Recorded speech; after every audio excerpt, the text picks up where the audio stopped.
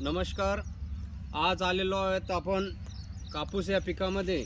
सध्याची परिस्थिती पाहता लक्षात येते की कापसामध्ये सध्या सर्व ठिकाणी पाऊस असल्यामुळं कपाशी या पिकाची कशी अवस्था आहे आपण या ठिकाणी पाहतो.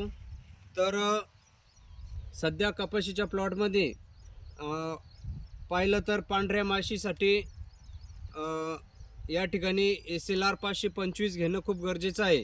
कारण SLR 525 मुळे पांढऱ्या माशीचं पूर्ण जीवनचक्र या ठिकाणी आपण थांबवणार आहे.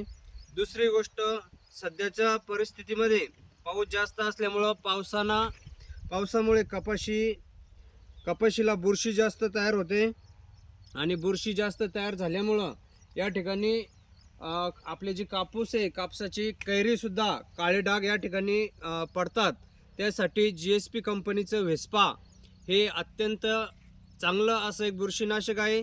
तरी या ठिकाणी सर्व शेतकरी बांधवांनी ही फवारणी घ्यायला पाहिजे. आपण या ठिकाणी आता जर पाहिलं तर SLR 525 हे पांढऱ्या माशीचं जीवनचक्र थांबवण्यासाठी SLR 525 आपल्याला वापरायचं आहे. त्यासोबत आपल्या कपाशीवरती चांगलं बुरशीनाशक या ठिकाणी व्हेस्पा, की जेणेकरून पानावरची बुरशी, पानावरचे डाग, त्यासोबत आपल्या जे कैरी, जे बोंडी म्हणतो आपण त्याला, त्याचे काळे डाग हे या ठिकाणी आपल्याला कमी करायचे आहे. त्यासाठी SLR आणि व्हेस्पा हे या ठिकाणी सध्याच्या परिस्थितीमध्ये आपण चोहीकडे पाहतो.